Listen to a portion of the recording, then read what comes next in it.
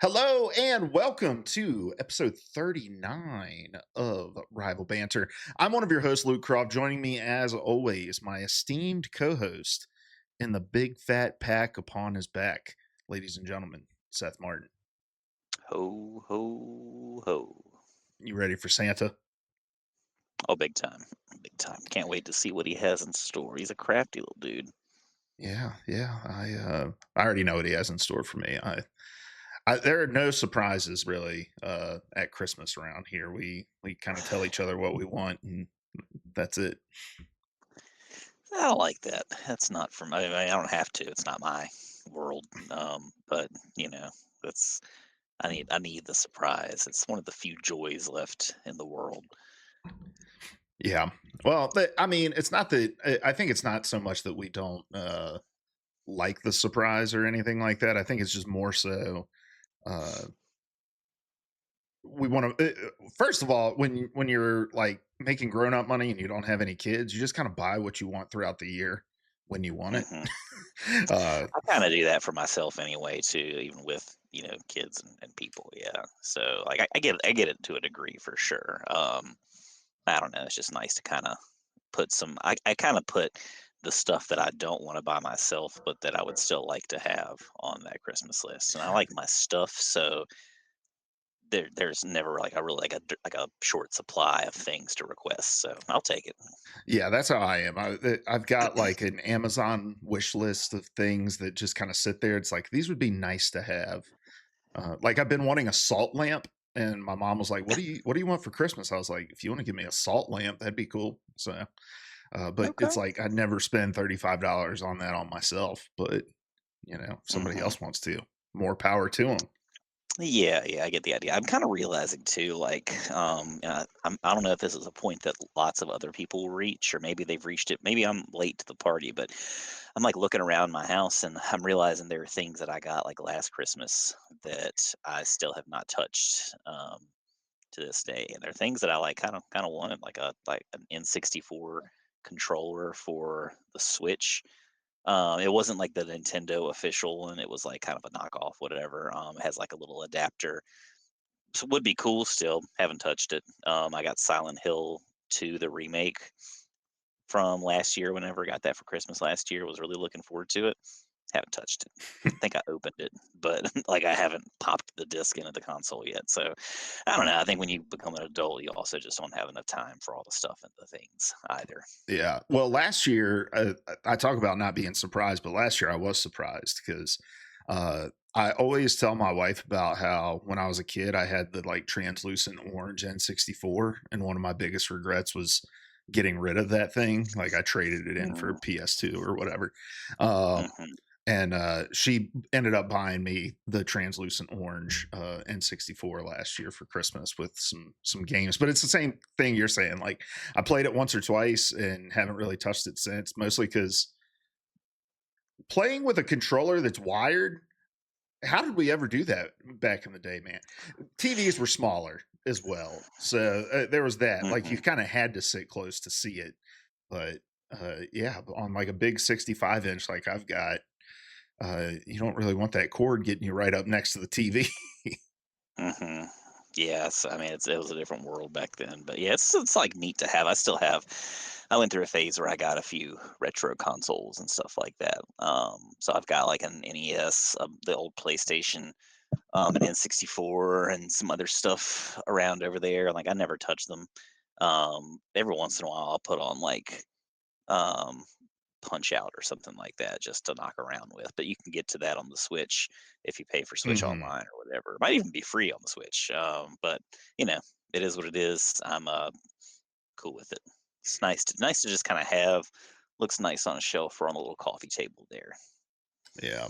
How's your winter break going? How many pairs of underwear have you worn? I've been trying to make sure that I change them every day, That's good. That's good. more or less. No, it's been good. I've just been trying to. I've been catching up a lot, doing a lot of napping. We went to Tweetsy down in North Carolina. Took the kids there for Tweetsy Christmas. The hotel had a pool, swam around. We took the dog. We decided last minute Mm. we're gonna just take the dog along with us because the hotel was cool with it. So she had fun. Um, Yeah, just a nice time. I finished that Marvel Cosmic Invasion, available on Game Pass. That was fun. I've just kind of been catching up on doing odds and ends in my gaming life, trying to get through. I mean, there's a bunch of stuff I have to play and do to feel accomplished, and I don't know that there's ever going to be enough time.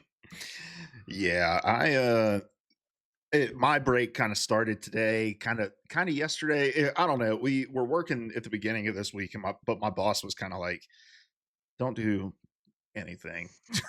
And I was like, all right. So I've just been kind of doing a thing or two when I log on in the morning and then just logging off. But been playing a lot of rivals. We'll get to that here in a little bit. I'm also, like I've been saying, back into league, kind of back into TFT as well. Mm, TFT is just one of those things where it's like I I enjoy the rank grind, and TFT is awesome because I'm fully in control of my own experience, like I have to kind of muster up the energy to play with other people. Like when I'm playing ranked and rivals, it's like I'm gonna have to rely on 4 or 5 other people if you and I are queued or not, or do a queuing or not. But with TFT, it's just me, man, and I like that feeling. So I'm kind of mm. back on my grind on the TFT side of things as well. And I've also been playing Wild Rift on my phone, which has been a lot of fun. So Okay. but this is Rival Banter. We get together every week and talk about all things Marvel Rivals, and then push it out on YouTube and on podcast services everywhere. Just search up Rival Banter. We're also on social media at Instagram and TikTok at Rival Banter. Wherever you're watching us, listening to us, we greatly appreciate you. And couple housekeeping items before we get into the viewer comments, but this is going to be our last episode of the year. We are going to take next week off and come back strong in the new year. It doesn't look like Rivals is going to be stopping. They've got content planned for the rest of the year. We'll talk a little bit about that as we go. But we are going to take a little break, and so we'll be back in 2 weeks after this episode. Secondly, I want to thank some of our Spotify listeners for leaving us a 5-star review. I asked last week, and we had a couple new 5-star reviews come in since that episode. So appreciate you guys for doing that, and for everybody for leaving their comments. We had a lot of comments this week on all the platforms. So I Hell yeah. picked out a few for us this week, and we'll get to those right now. Over on Spotify, we got 3 comments. We're going to read all 3 of them, Seth. The first one here comes from Aiden Heat. It says, I'm absolutely loving this season. Easily my favorite in a while. Rogue is easily my favorite character in this game. I've never had more fun mastering a character. She has single-handedly taken me back to Grandmaster, and I haven't been there since season 3.0. I'm obsessed. The combos, ability absorption, aesthetic, being able to stop most ults in the game with ability absorption alone is changing the game for me. I know it's early in the season, but I've never had a better time on this game. Hell yeah, Aiden Heat. She does add something kind of magical to the game, like kind of like Gambit in so many ways, like we said last week. But yeah, it's an exciting time for this game. I think they've done a great job, kind of at large. We'll talk about it later, but just kind of making this holiday season feel just jam packed with stuff. And yeah, I'm all in. I'm all for it, just like always. Yeah, I'm right there with you, Aiden Heat. I'm having a great time this season. I've kind of fallen back in love with the game. I find myself playing just when I have a few moments, hopping on a quick play and stuff like that. And even if I don't have like challenges or anything to complete, I'm finding reasons to hop on and play still. So I am loving it too. Why don't you take this next one for us, Seth, from W Blood? Oh, well, Blood says Namor would also be the last hero I would dirty Santa for. But for me, it's because no matter what you get him, he will guilt trip you with a shitty but true statistic about how we are destroying the oceans and or the planet. I love that. It is like so totally true. Like, hey, this is great. Thank you so much for this thing. It's kind of like the gift that keeps on giving because I get it, and then I'm gonna get it again when the refuse floats back to me, and the pollution from like the manufacturing plant or whatever. So yeah, it's fantastic.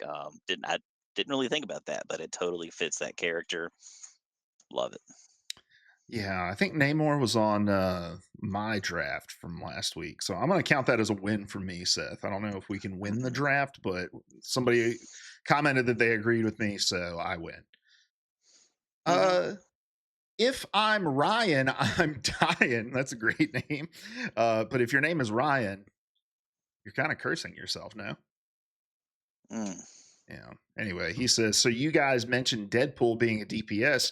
If you go into the game now, he's a Vanguard. So they're definitely messing with us. I don't know if it's because of all the prediction of what Rogue and Gambit would be, or maybe because of the meta aspect of Deadpool. Seth, I just kind of figured this is newsworthy and would normally go in our news, but where it's a comment, I think this is a great time for us to kind of break down what we think is going on with Deadpool. So yeah, he launches in the game with his little card showing that he's going to be a DPS come January. Well, last week his icon changed to Vanguard. Has he changed to support yet, or is he still at Vanguard?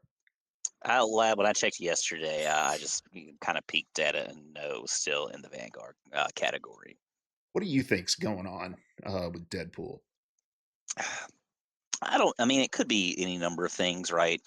They obviously did this differently with his character for a reason or maybe multiple reasons. He, I mean, he's kind of just a jokester, fourth wall breaking character anyway. So it fits that it could just be a big troll.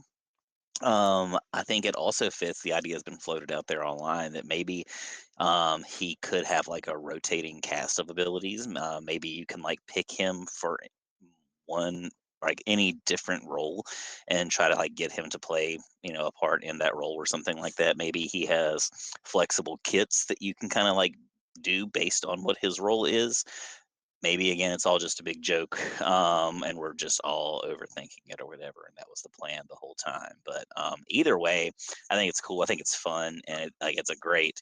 Again, it just like I don't know, just like the Namor thing a minute ago. It fits with the character, and this is coming from Nettie, so again, it just kind of like shows the all the possibilities that they can have to just like have fun with the game, have fun with the lore, and have fun with like how they roll out new content. So yeah, again, everything I'm loving about this, I don't really care what it means. I know that I'm going to be pretty pleased with it when it comes out, whatever the news is. Yeah, I can't bring myself to believe it's anything other than intentional and not just a straight up troll, right? Like I think there's some stuff kind of intersecting all at the same time that makes this make a little bit more sense, right? Because we have obviously the Deadpool stuff. We switching roles, and but then we also have this winter event going on with Jeff, right? And in this game mode, you've got Jeff who has three iterations of himself with different abilities for the different roles that he's in, Mm, and we'll talk a little bit more about hmm. that. But so I don't know if that's kind of uh NetEase's way of getting us used to the idea of like one character across multiple different roles and kits. So I could definitely see Deadpool being somebody who kind of fits in where he needs to fit in, right? I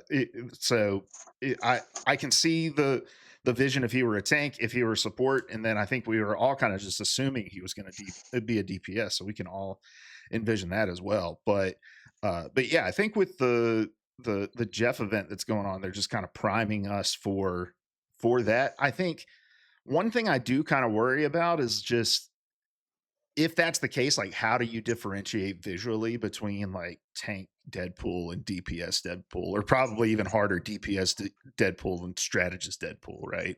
I mean, I think there's so many things you could do with that. Like number one, I can imagine like depending on which role you place him being like at the start of a match in the in the waiting room, whatever. Like, oh, you want me to be a tank? I'll be a tank for you, buddy, or something like that. Like talking directly to you.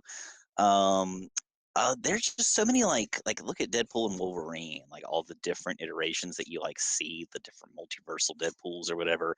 Cowboy Pool, there's what is it, Lady Pool, there's I don't know, just endless possibilities. A Venom Pool, like I think you could play around with the size of the character. I don't know how like logistically feasible that is, but I mean I could see there being kind of a bulkier version for the Vanguard Deadpool. I could see kind of like being sleek and lithe when you're in the DPS role, and the same kind of thing when you're a healer. I could see him almost like dressed up as a nurse from like the 40s, like World War II nurse with a little hat and stuff on, just like waiting to cater to your boo boos. I don't know. Hmm. That's there are so many things that they could do. Who knows what they will do? But I'm just kind of excited to be along for the ride. Yeah. I don't know. I don't want to get like too ahead of myself because I'm not sure exactly this is what they're going to be doing. But yeah, I do think that if that is the route they go, there's a lot of questions that they're going to have to answer. Right, the visual differentiation, how do like skins work? Like, do you just buy a skin for like strategist Deadpool, or do they kind of go Mm, across all? So yeah, I'm very interested to see. I think we're going to start to get more information sooner rather than later. Like the his release date in game is what, like January 16th or something like that, I think. I think Um so. Yeah. and so it's like that's a long time between announcing and then like playing these kind of games inside the game without giving us more details. So maybe the New Year's event or something like that will bring us some more Deadpool details, or I'm not sure. But I imagine by the time we come back next year, we'll have a little bit more meat on that bone to chew on regarding him. So Hmm. then kind of eepy, not gonna lie, over on TikTok said, this is in reference to the Deadpool trailer that we watched last week, said, nope, that's Moon Girl's partner, Dino Devil, and her spiritually and physically linked. So yeah, we watched this trailer last week, and I had mentioned that maybe this was like Daredevil Dinosaur or whatever from those comics, and I was corrected by kind of EP and also several other people in the comments as well that no, this is the Devil Dino. What do you know about Devil Dino, Seth? I just know him from Marvel Snap. Oh, well, I want to make sure that you know that I corrected you on the spot as well. Or I was like, I'm pretty sure that's who this is, but Oh yeah, whatever. Um, so not, it is what it is. But I don't know too much. I know there's a Disney cartoon. I don't know. He was one of my favorite cards to play when Marvel Snap first launched. Just kind of like not like a prime time, like front page, puts the asses in the seats character, but I mean he's a big ass T-Rex or whatever. He's cool.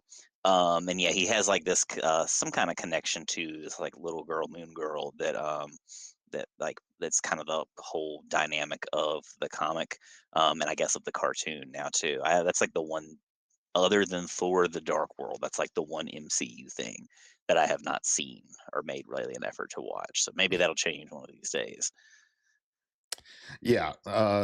So yeah, probably not his ult like I was speculating, but maybe a tease for another kind of two in one character, or maybe Moon Girl joins the game and uh, Devil Dino is um, her ult or something like that. So, but thank you for the correction last week, Seth, and thank you for the correction in the comments. This was just me posting the clip about me kind of speculating, so that's why your correction wasn't in there for them to hear. Then why don't you read this last one for us, Seth, from Vice Jester? Vice Jester says, I feel he will be the first hero added that heals over time, and that's his survivability. Maybe a way to boost it or something. I'm guessing instead of overtime, like end of match overtime, this is maybe like heals over time. Yeah, yeah, Like, okay, just making sure. I don't know. Could be cool. I'm guessing this is still talking about Deadpool yeah. It as is. well. Yep. Okay. Yeah, I mean, I'm just kind of curious, what does that mean exactly? Heals over time. Like just kind of like he just constantly regenerates health anytime, all Yeah, the time. yeah. I think that's what they're saying, or either like out of combat healing, right? Where like after you go so long without taking damage or go so long without dealing damage, you start to heal yourself as well. Um, I think that's a passive that makes sense for Daredevil, Kind of and like Invis, just without the invisibility. Yeah. yeah. But I don't know. I don't necessarily. I, I think they're gonna go a little more over the top with his abilities than just like a a health regenerating passive or something like that. I think they'll be more dramatic about the way that he heals um, Hmm. than Hmm. that. But I do like the idea of maybe it's a passive that he has an active boost that he can apply, and maybe that's where they kind of have a little bit more fun with it. But um, yeah, he's able to regenerate himself there. Um, all right. Well, if you want your comments read, make sure you're following us on social media or listening to our full episodes. And you have a much better chance of having your comments read if you leave them on the Spotify episode or on the full YouTube episode over on our YouTube channel. All right, Seth, let's move on because it's time for our draft this week. And this week we are drafting three things we would like to ask rival Santa Guangguang for. And I'm going to give you the first pick this week since I had it last week. So, Seth, what is it, sit on Guangguang's lap and whisper your desires in his ears, or just one ear? Probably not both. That would be But yeah, both at the same time. Like, am I gonna every other every word other take in word. the air? Yeah. Okay. Guang Guang, for my Christmas wish, I would like to see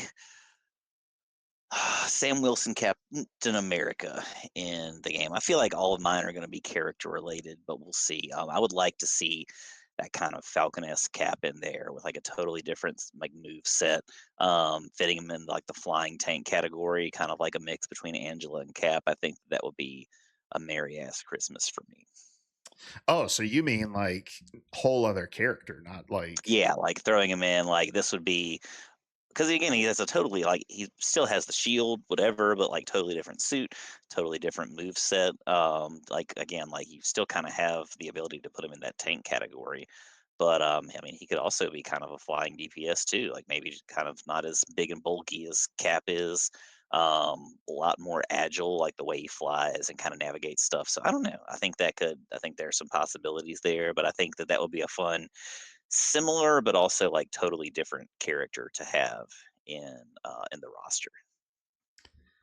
I think for my number one pick, I am going to go with input based rank queue. So, I've been thinking about it. I understand why comp is separate for console players versus PC players. You don't want console players having to run up against mouse and keyboard players. So what I would love to see, and again, I don't think this is feasible or anything. This is literally just a Christmas wish. But what I wish that they would do is add mouse and keyboard support for console and then allow us to queue with other people playing on mouse and keyboard. And we have like a mouse and keyboard rank and we have a controller rank so that we could potentially play ranked with our PC friends. Larry is our PC friend. So that would be my number one wish is just probably more clearly stated, just some sort of way to queue crossplay for ranked. Um, so that's my number one. What's your second wish, Seth?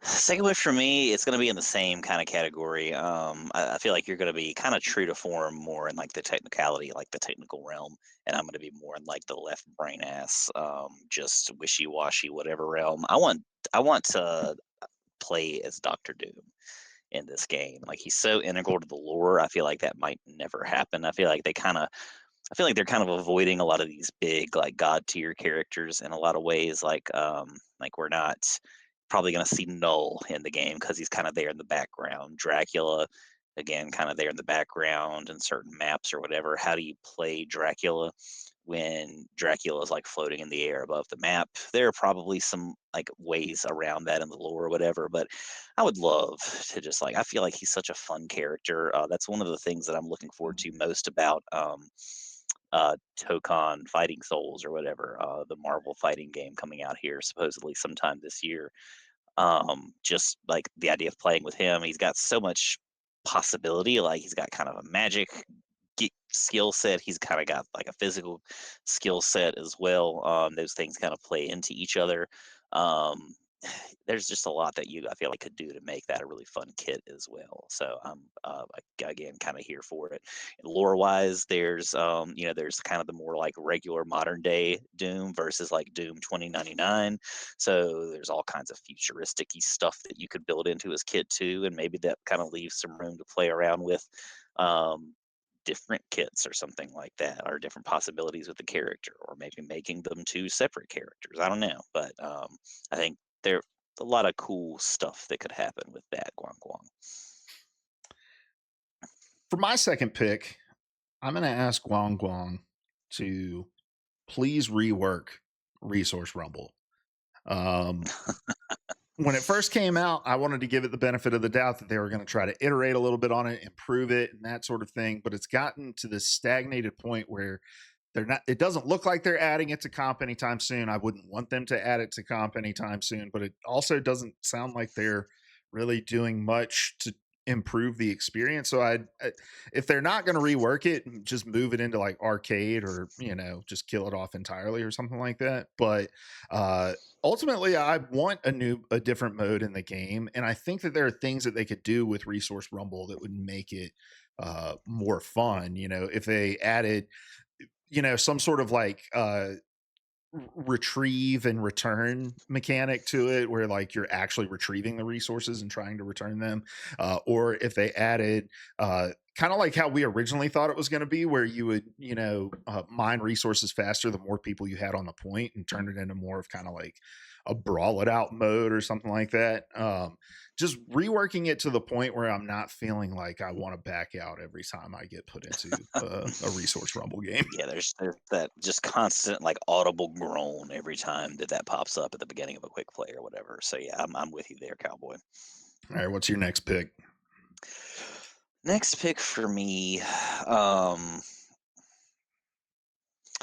I don't think I quite made it to three. I'm still like I'm kind of like winging it on the spot in the moment.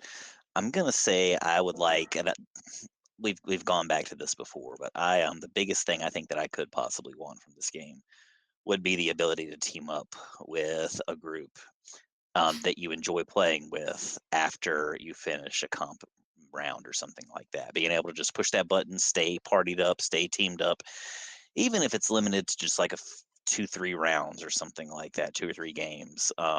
I would be happy with that. Like, it can be so demoralizing to play really well with a team and then just have to like just totally like rework your whole strategy, your whole whatever, the whole vibe in the next game, and end up with some clowns that like don't have any game sense at all. So that's probably my three. If I could replace it with one, I would.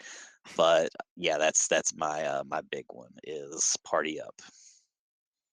My last pick is probably going to surprise you, Seth, Mm, because it surprises me that I want this. mm, But I would like to see them add a bonus battle pass mechanic to the end of each battle pass. And I think Fortnite has done a good job of this. Like when you complete the pass, then you get sort of like a mini pass at the end that you can complete, that maybe has a couple extra skins in it or something. But uh, the seasons where I'm playing the amount that I'm playing, I'm starting to kind of finish the season, the battle pass, with like 3 weeks to go still in the season. And there's plenty of events and all that sort of thing that are out there as well to keep me engaged with the content pipeline. But I think keeping me engaged with the battle pass that I spent money on to kind of be with for this entire 2 month period, I think uh, would really make me happy. And I'd love to have a little bit more to grind for at the end of a battle pass outside of the unit thing. The unit thing is cool, don't get me wrong, but uh, Yeah, I don't want that to go away, but yeah, I get what you're saying. That like it would be nice to have more to strive for, even if it's just like a golden skin, or like kind of like they did with the Megazord, I think, and maybe 2 seasons ago in Fortnite, where you could get like different versions of that or different color schemes or something. I don't know. There's so many possibilities for things that you could do, but yeah, I do think that there kind of comes this point where you hit every single challenge you can possibly do, and there's kind of nothing there. And that's one thing that Fortnite does do really well across the board is there's never nothing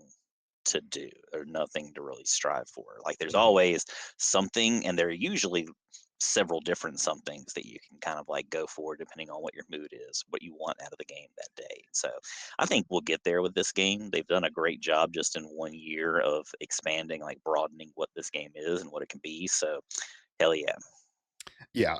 Honorable mention. This was a pick that I was going to put on there, but I also want to see something beyond Lord in the mastery progression, and I think we are going to Hmm. get that in the new year at some point. But yeah, there's characters that I've been playing since launch, and I've lorded on them, and I'd love to.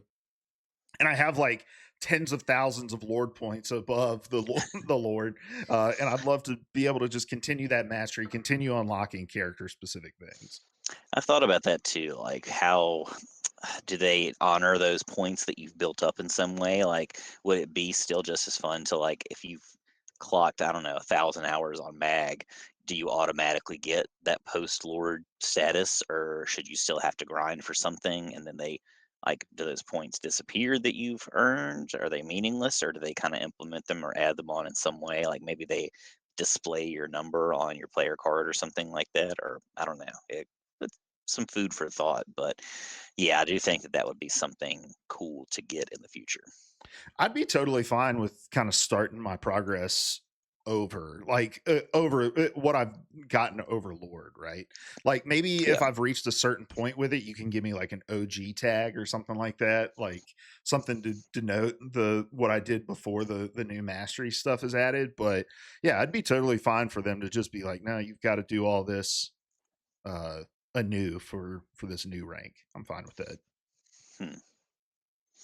All right. Well, let's talk about our week in Rivals, Seth. What did you get up to in game this week? Most of it was with you, the bit that I have played, and I think we've done some good stuff. Last show, I think we had just made it into plat. We're still there. We haven't. I think we've only played what 2 nights of Yeah. comp this week since the last show, but they've been pretty good nights. One was kind of mid. I think we like played 4, broke even or something like that. We hit a pretty nice little streak the other night, whatever night that was. It was the last night that it was last night that we played. Yeah. Okay, I think I'm like 4 points away from plat two. Just the way the numbers fell, kind of like there's a little bit of back and forth there. But so it's close. I can smell it. I'm starting to get like a whiff of diamond in the near future, but there's definitely still some matches to go between here and there. Played a little bit of the Jeff mode as well. That was a lot of fun too. I dig that mode. I enjoy it. It's not something that I'm gonna like consistently play over and over and over and over again or anything like that. But yeah, that's been the biggest part of it. Just kind of like maxing out the event pass. I've been fighting the urge to get the Christmas pass, but it's probably just gonna happen anyway. And trying to decide which. I think I'm gonna go with like the cap skin for this, what do they call it? Like the kind of the festive whatever. Yeah. Like the return of the old skins. Yeah, those like 0 season, like exclusive skins that kind of only come back every once in a while. I always liked that mech cap. Or maybe not at first, but he grew on me. And now that I've played Cap a lot and tend to whip him out, even in comp games and stuff like that now, I feel like that would be a good fit. I've also been getting a little bit of the urge to dabble with Venom some. So maybe picking that skin up as well while it's here. But we'll see.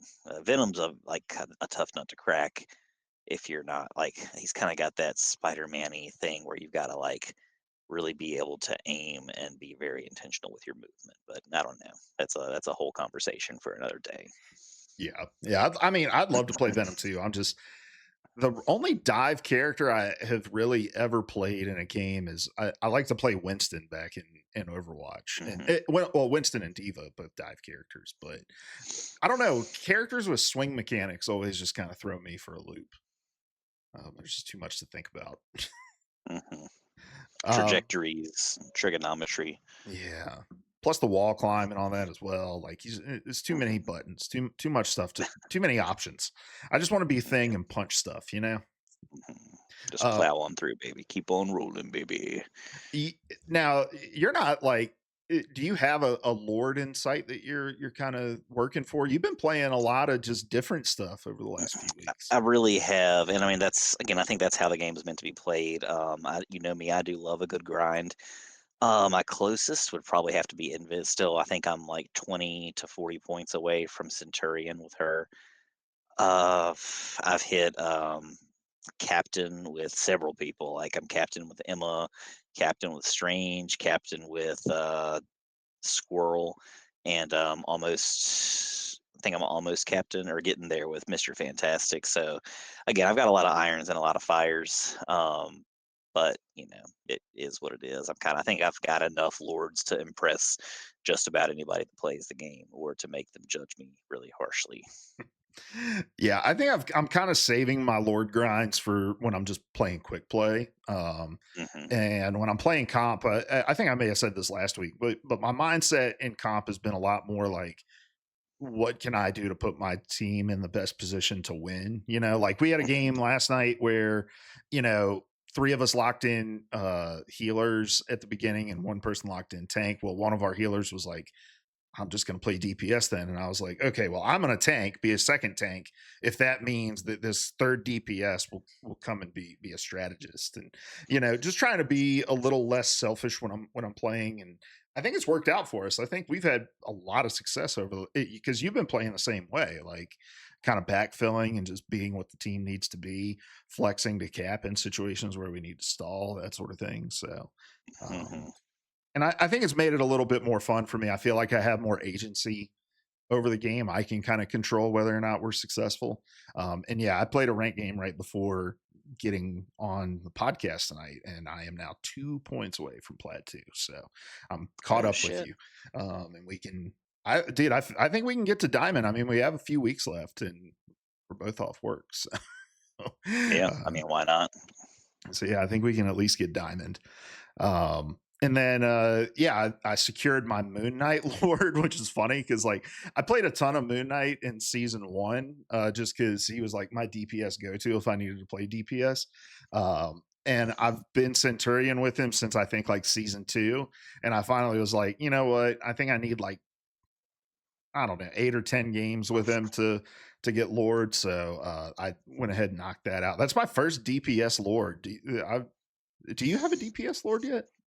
No, no, Squirrel is probably the closest one I have right now with Captain. But so yeah, you're way above me in that regard. Yeah, way above with one with my one, but I just don't play DPS all that often. I think Bucky's probably my next closest, and I don't even think I'm Centurion with him yet. So, Mm. um, but yeah, and then Jeff's Winter Splash. Yeah, let's talk about that for a little bit because last week we talked about how we loved that they were kind of iterating on this mode. I didn't play it in the first go round of it. You did.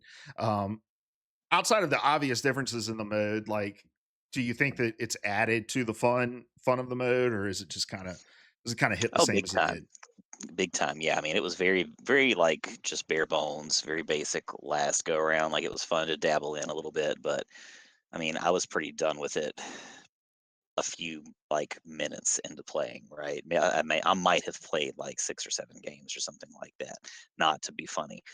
Um, so this is, I think, leagues better. It's still like I don't think it's necessarily going to be like what gets people into the game or anything like that, but it's nice to have. I like that there are some titles and kind of the things that we mentioned last week that would be cool to have with it. But you know me, again, I love a good grind. I would probably play this more if I could grind and get like an epic, or like, whatever, like a purple or gold rarity.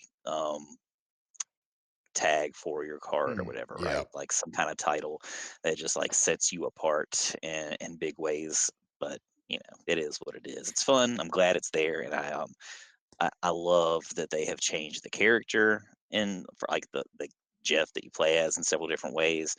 I love that it has its own unique map, and like you can tell that that map is very much designed for this game mode. It's got like little pitfalls and things designed to like kind of like make obstacles for other teams. Like, you gotta, like, if you're the snowball rolling Jeff, then you roll somebody up and you toss them, try to aim for one of those holes. If you're gonna spit or like dive off when you swallow everybody, that's the swallow time is shortened. So you've got to be close to one of those spots to like maximize that ult ability. So yeah, I mean it's fun, it's unique, and it's pretty dynamic. I think it's got a lot going for it.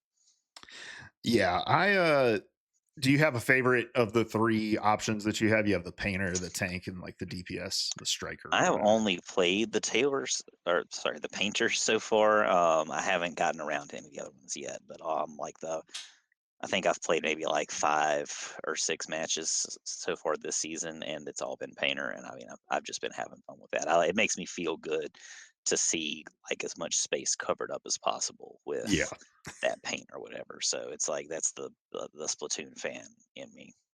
Yeah, I've played Painter the most, um, and I've probably played like 15 games or something. If I have a couple minutes, I'll hop on and play one, and that's what this mode's good for, right? Like zombies is a kind of mode that can attract new people, can get people back into the game. I don't think anyone who's lapsed from the game saw this Jeff mode come back and they're like, I gotta hop on to try that, right? But I do think it does kind of service the fans that are still engaged in the game, gives them a couple things to grind for. You can do the whole entire Christmas pass, I think, through uh playing the Jeff mode. So um just a real casual kind of thing. But I think my favorite Jeff to play as is the tank Jeff with the giant snowball, like you're talking about. It's a lot of fun. So you can like roll over enemies and you can pick them up in your snowball, and then you can either launch them to do damage, or you can try to, like Seth was saying, launch them off the map.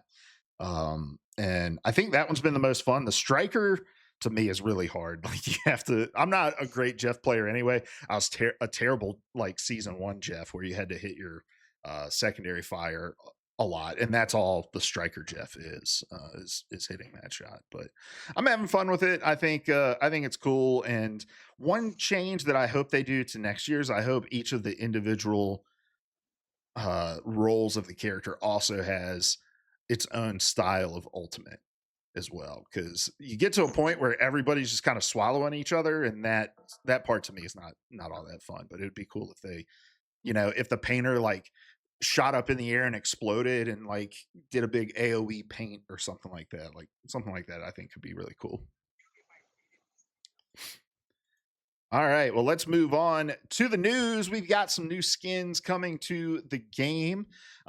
We've got the God of Winter Thor skin and the Cloak and Dagger Ice Pod to Do skin.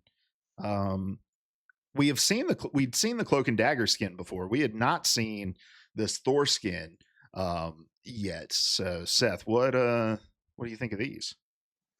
I'm really digging them. I'm kind of confused. It says that they're available through like pretty much the month of January.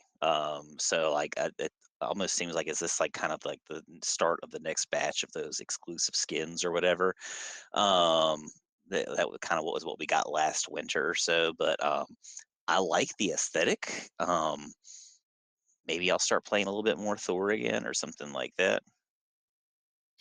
Did we? Oh, never mind. I just see the green dot. I thought we lost. Nah, we're here. I'm here. Okay, sounds good. But yeah, I'm liking both of these. I think the Thor just looks awesome. He's kind of got that like frost giant thing going. Cloak and Dagger kind of looks a little samey compared to some other Yeah. skins. It's like, what do you do with that kind of dancing motif? But they're cool. If I had to pick one, it'd be the Thor. But I don't know. I mean, they both got like a little something going for them. I could probably be talked into buying a bundle or whatever. Yeah.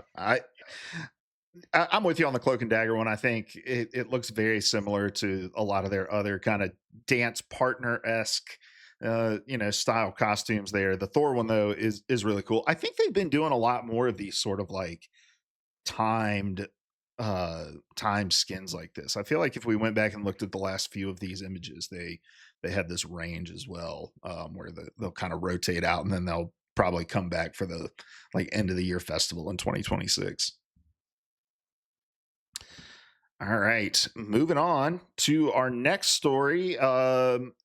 We have a new emote for Cap coming to the game as well, where he is shooting some hoops. And it looks I love like this. it's the goal. I don't know. This basket isn't like actually in Times Square, right? Like this spawns when you emote. Is that how it works? I am not sure. I don't recall, but I also haven't like spent enough time consistently in Times Square to know. I mean, there's it's got some depth and like some other kind of parts that you can go to. It's not just like the one kind of like small square right there around the stairs. But so I mean, I could be wrong, but either way, it's cool. I love stuff like this. I almost wish that it could be more of like. I hope that you don't make it every single time. I think it would No, be you cool. don't. If you Kind of Yeah, if you look at the video, okay. there's a little button for you to press to shoot the ball. So and like Okay, good. time I it. saw that. I just wasn't sure if it. I guess I just missed that one little part, but I guess it doesn't show you miss it any Oh, I in the guess it doesn't. clips. So I don't know. I mean, but it also has like the little score there, right? That pops up when you do make the shot. So yeah, I think it will be fun just to kind of have it as this little mini game or whatever. Oh It yeah, does and look it's very random there. So I kind of hope that this is something you can do like even in a regular match or whatever. yeah, it's definitely bouncing different off the backboard. So I think you do have control over how hard you throw it. Good stuff. I hope other characters get this basketball too, so that you can, just stand in the spawn room shooting hoops before for the match. I think that'd be Hmm. cool.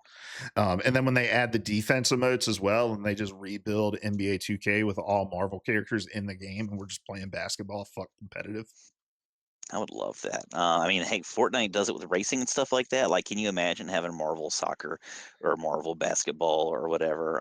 Like, Rocket League's got soccer and hockey and basketball and whatever. Um, I mean, hey, Guangguang, there's one way we can extend the lifespan of this game and kind of turn it into like this full game as a service, game as a lifestyle, right? Ball is life. That's right.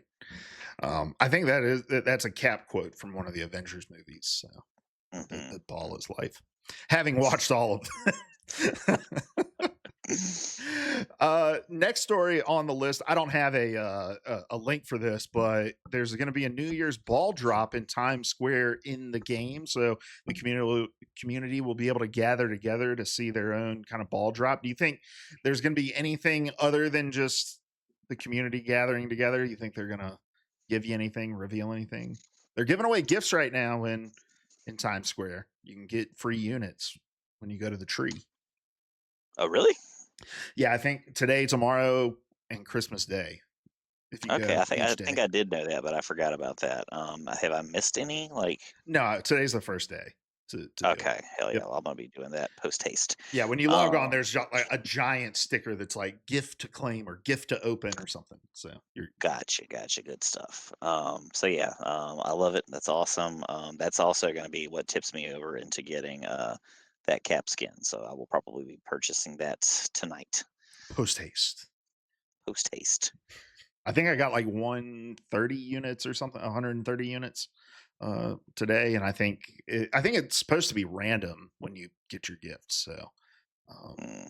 maybe I don't know. Let me know what you get. I'm curious, and let us know in the comments what you got your first night as well. Um, next story. Oh, I'm sorry. Do you think there's anything else coming for the New Year's thing? That's where that started. I don't know. I mean, I would hope so. That's definitely a great opportunity to like just kind of like make it more fun and memorable. I mean, I just love the idea kind of in and of itself. I think if I am awake when the ball drops for 2026, that's probably the way that I'll bring it in. It'll probably just be me up and about in the house. So why not just be logged onto Rivals, chilling out and watching people say weird things in the chat? Hell yeah.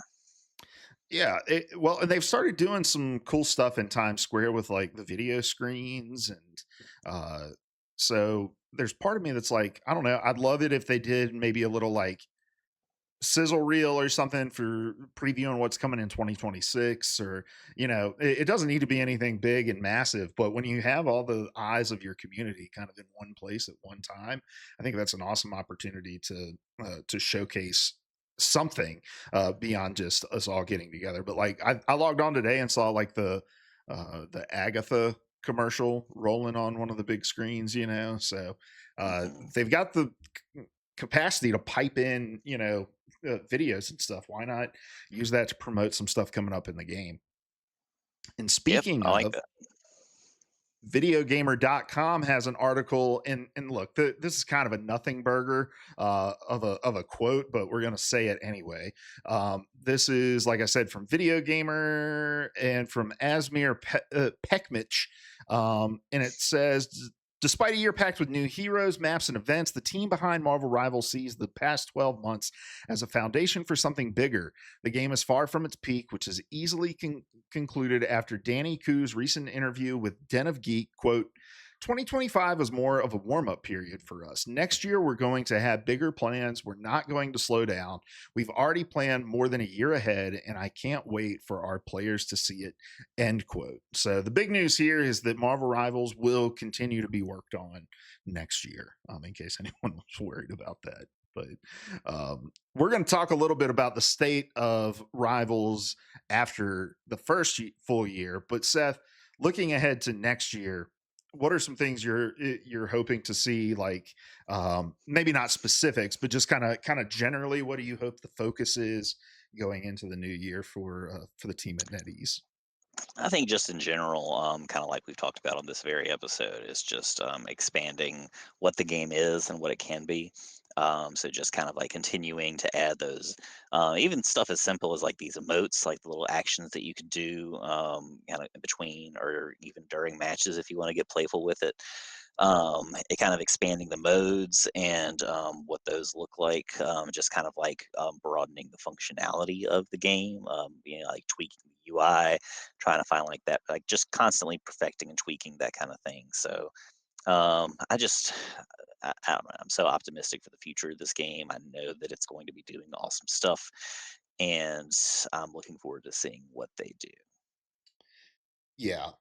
You know, I think they've done such a really good job in terms of kind of balancing the game, and it's not balance for the sake of like perfect balance, but the philosophy that they have of just making aggressive, frequent changes to the meta so that everyone kind of has an opportunity to be good, everyone has an opportunity to be strong. I love that direction. I hope they don't change up how they approach balancing next year.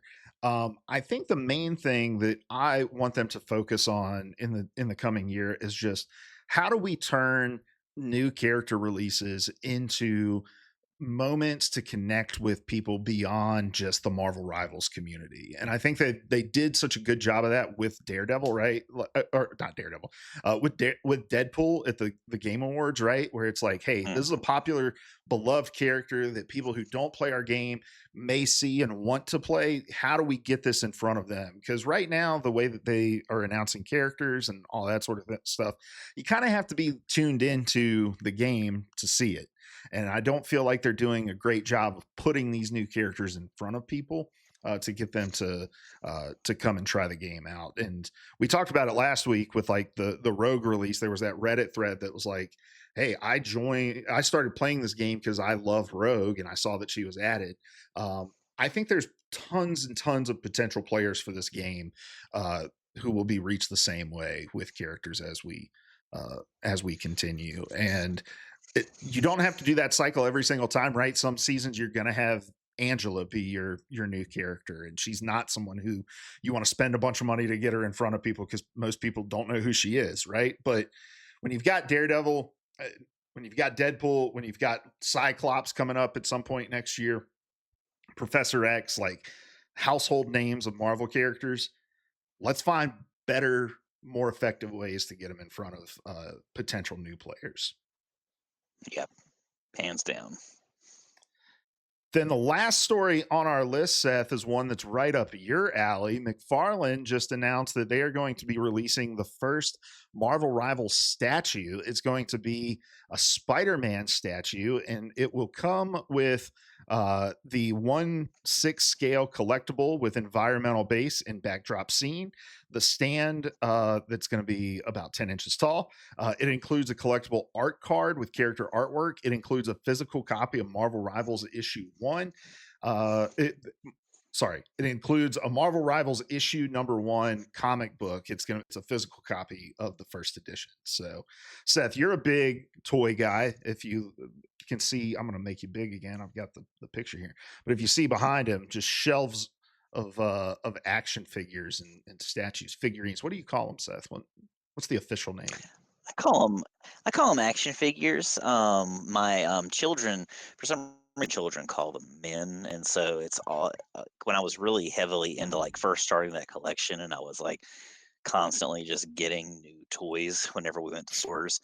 It always made me feel awkward because not that there's anything wrong with it at all, but they would phrase it as in like Daddy sure does love looking for men at stores or just say stuff like that. And it was just kind of a like if somebody's standing there and we live in the South, like you know how it is, you just kind of smile like so what? Um, yeah, yeah, dude, whatever. But this you mentioned something about this here, and yeah, I'm the price point is the only thing that's really getting me with these. But I think you mentioned the first. I believe, if I'm not mistaken, that there are actually two more Oh, that there were might be. announced previously. I'm pretty sure the first two are Venom and Hulk. I think those were the first that came up for pre-order. Um, and they're around like $60 a pop or something like that. Oh, you're But right. for Spidey will this, join other McFarlane rival statues as well, with Venom and Iron Man pre-orders already being live for $59.99 and a Q1 2026 release. Sorry, I missed that part. mhm. No, just making sure. I was like, I could be wrong, or maybe like the timeline's a little wonky in my head, but whatever. I mean, yeah, I mean, these things are awesome. I don't know that I have the shelf space for anything like that, but they're cool. I would love to have those figures come out, and so maybe instead of statues, come out in like the Marvel Legends line, like some of these guys that I've got Mm. back here. Yeah. So yeah, the 1/6 scale. That's 10 inches tall. That's pretty big. I didn't think about that. Um, I don't know. I'm also like, what did they call the base? Environmental base, and it really just looks like they glued a couple different things to just a metallic base. Like when I'm thinking environmental base, I'm thinking of like, I don't know, something textured, looks like asphalt or something like that. Like that just kind of looks like an afterthought on this figure. But you're a little more familiar with these toy designs. Is that pretty commonplace for the bases like that? For stuff like that, yeah, I think sometimes I think it kind of varies depending on what you're getting. I want to say the Hulk one is on like he's standing on like a rock base or something like that. This one, I guess it's supposed to look. I can't tell from the base if that's supposed to be like this, like a street crossing, or if that's on like the background, like the kind of cardboard background or whatever. Kind of hard to tell from this image, but I want to say the Venom has something going on too, like something on the ground. Oh yeah, the Hulk one, he's doing the Captain Morgan on a stone. Hmm. And they have a comparison shot. Okay, yeah, these things are pretty big. It's like half the size of your torso. Um, Hmm. I know nothing about these toys. That's why I brought this story to you, because you're the toy guy. You love Hmm. looking for looking for men in the The, store. the toy boy. The toy boy. um, nah, I'm not a big collectibles guy. I did get some of the pins that they were selling at box lunch. I like that sort of thing, something that's kind of smaller, more of a token. I'm not as big on this sort of thing. But I don't feel like they do a whole lot of physical merch for Marvel Rivals. Am I mistaken? It feels like there's not as much. I think there's more than you think, but it's just not like it's not something you see a lot of, I guess. Like if you go in a box lunch, they're usually going to have like several different like Rivals character shirts or something like that. I think Hot Topic has stuff like that as well. They're owned by the same company, but it is what it is. It's not hard to go on like Amazon and find Rivals T-shirts and stuff like that. I think it was kind of like a slow burn. They've got at least like 7 or 8 different Funko Pop characters now. They've started doing these McFarlane statues. They've got like the Jeff plush from Funko and stuff like that. They've got the pins and there are a few other things I think released by Funko Pop too that are like Jeff related or something like that. So it's out there. It's just not like crazy out there. I guess it's not like which I wouldn't have expected it to be. It's not like you're going to see people with their rivals keychains like collecting them all and putting them on their book bags and bragging about it or whatever at school, but it's not like they're wearing Uggs or anything. It's just cool. I would like to see more of this stuff. I hope they keep doing it. $60 for the hardcore collectors out there. It's going to be kind of hard to fill out a roster of like 30 plus characters at $60 a pop, but some people will do it, I'm sure. I'm probably going to have to hold out and just get the ones that I truly, truly love.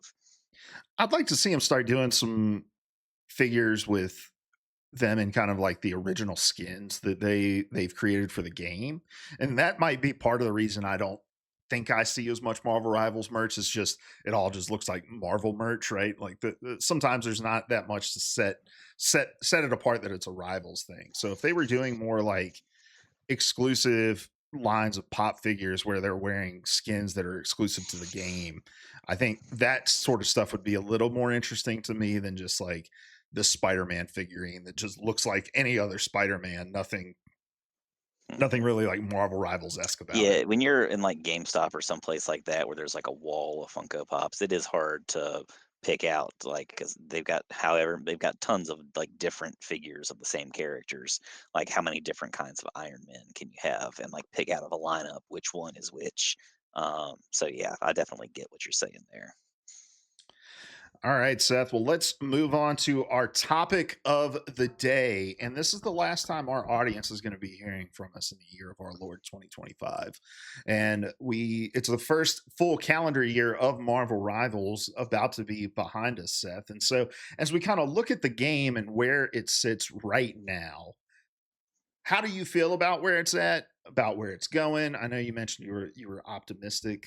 Do you feel like we're better off now than we were 6 months ago, than we were at the beginning of 2025? What's your read on it? I mean, I absolutely do. I think we've heard pretty much nothing but positive stuff since season 5 launched. We've talked about it on this very show before, but we've seen, a couple of small periods of growing pains, like where people kind of get gotten frustrated with the game. But we've also kind of seen an uptick since season 4 that like has kind of, I think, really turned around a lot of people's concerns with the game. And so just all this stuff, the stuff that they're doing for the holiday season, for the anniversary, the stuff with Deadpool and the Game Awards that they've got going on.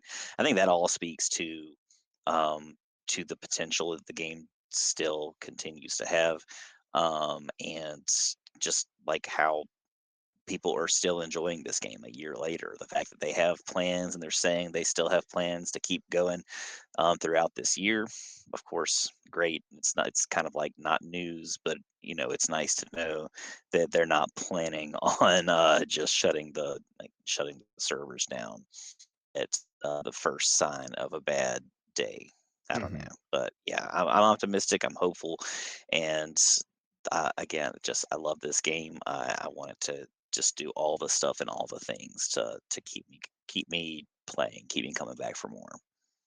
Yeah, I'm looking at the Steam charts right now, which caveat this again by just saying that I think the overwhelming majority of this player base is on console. But season four's launch day peak was 132,000. Season five's peak 160,000. So they've regained players, and they haven't really fallen below in the last week or so that peak number from season four. So yeah, I think there's like a palpable momentum that's starting to uh starting to gain behind us. I think, obviously Rogue and Gambit were huge hits. I think the zombie mode was a huge hit as well, and I think Deadpool's just going to be even more of a huge hit when he rolls around in season 6. Um, so yeah, I'm optimistic as well, and I think, looking back on some of the things that Rivals has done well over the last kind of calendar year is not putting their fingers in their ears and, just la la la when the community is up in arms about something. They either want to address it head on, like with the, uh, the EOMM stuff, the engagement optimized matchmaking, that was like a conversation point that was kind of getting out of hand, and the story and the speculation was kind of getting bigger than the problem itself. And for them to come out and say, we're just going to explain to you how ranked works and here's how it is, like, I thought that was a good move. And I think they've shown time and time again throughout this last year that they're willing to listen to their community. They're willing to pivot with their plans. They're willing to add things into the game to to improve things for their player base. And I think that's the recipe for a game with long legs. Is, are you listening? And it's not just like, are you listening to the community, but are you listening to the right things from your community, right? Like, I'm a community manager for a much smaller game than Marvel Rivals.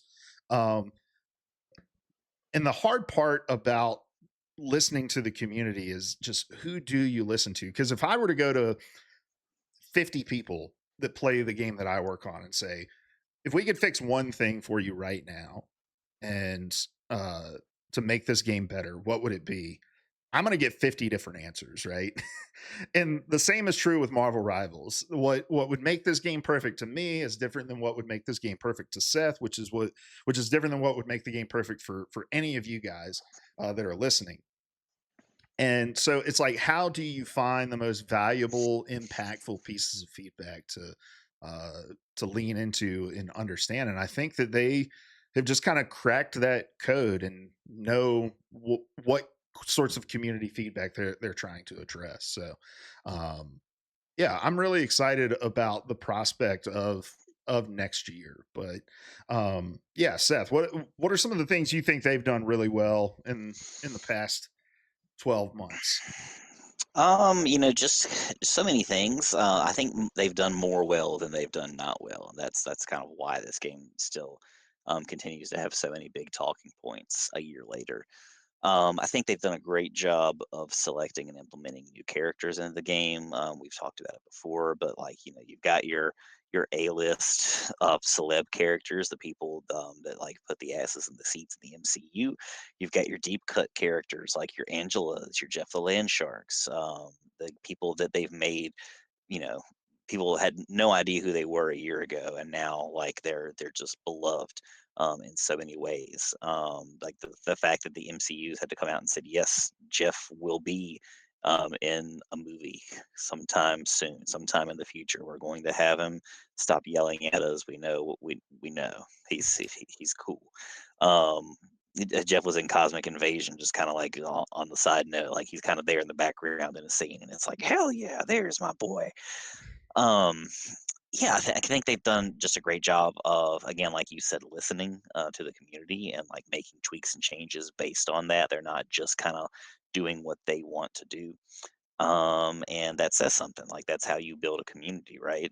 So, um, just kind of in general, I love all that stuff. I love that they're still kind of like building up this competitive scene and what that looks like in the real world. Getting involved with DreamHack, I think, is huge, and like it adds a lot of possibilities for the competitive scene in the future. So yeah, again, like a top to bottom. Other than that kind of season 3 lull that we've talked about so many times, I think they've just kind of knocked it out of the park. Yeah, it's funny because you look at the biggest problem that they had this year was just kind of the imbalance of DPS characters coming to the game. And it's one of those that they came out and they said, look, there's not a whole lot that we can do about it in the current times because our character releases are planned.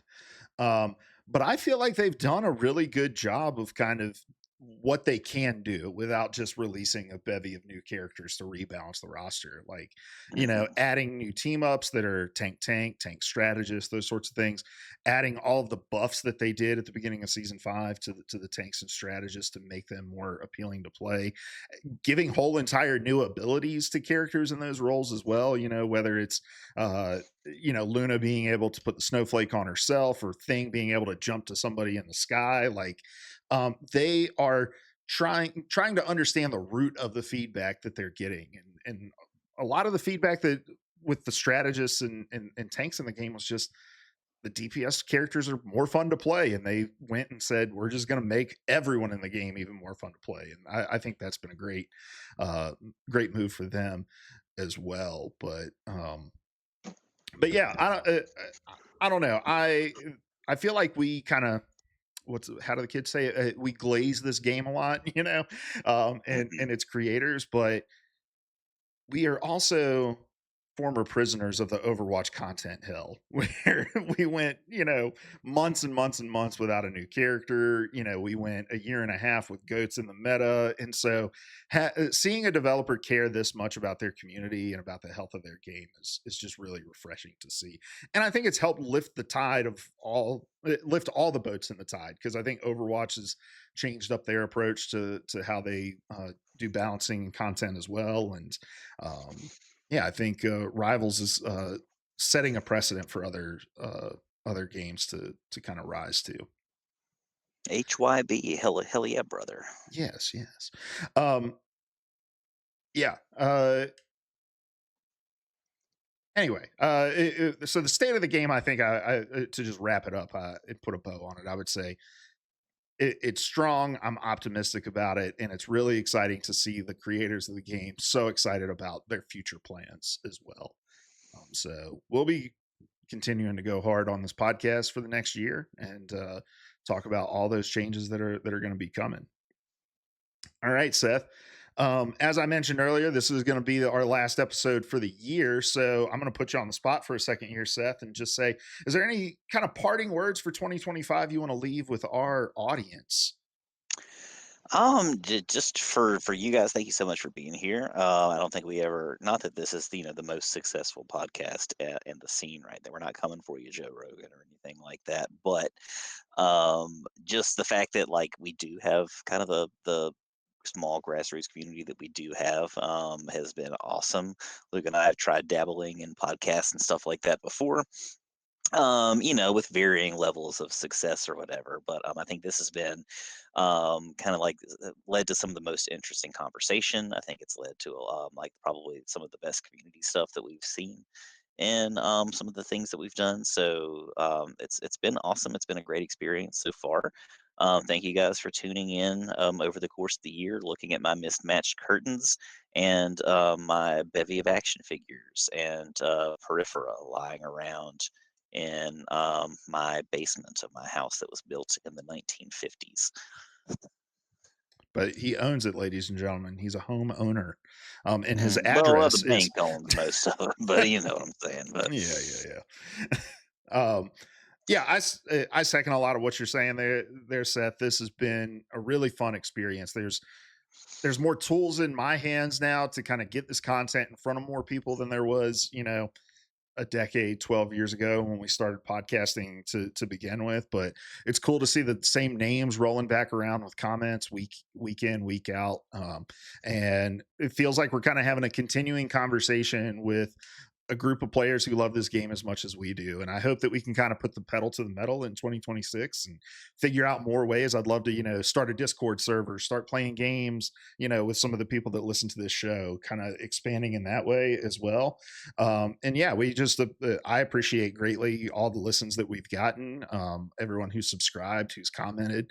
And I'm excited to do more in the coming year as well. So thank you to you guys. I hope you have a very Merry Christmas and a Happy New Year, and we'll see you in the next one. But before we get out of here, Seth, um, what are you getting up to in game this week? just like we said before, I'm going to be shooting for diamond as much as we can, at least getting diamond before the season change. And you never know. There's always the possibility of that GM looming in in the background somewhere. But I'm just gonna set my sights on diamond for right now. I'm gonna be pleased if we hit diamond with some time to spare. Yep, that's really all the focus I have too. I'll probably try to get my mag lord in my free time as well, just because I'm very close to that one as well. And then at that point, I think I'm kind of far away on most everybody else. So we'll see. But yeah, I'd love to get to diamond before season's end. Uh, but yeah, that's going to do it for us this week. One other thing I did want to mention in my kind of wrap up statement is if there are things that we could do to improve this show, let us know. If there's certain places we can find news that we're not finding them, if there's certain kinds of topics you want us to talk about more, let us know. If you want us to do some more stuff in the esports scene, that sort of thing, just let us know in the comments how we can make this podcast even better. But don't ask me to do anything with lore because I'm probably just never going to figure it out. But outside of that, let us know. But again, have a great holiday. We'll see you in the new year. Good luck in your games. We love you. Goodbye. Goodbye.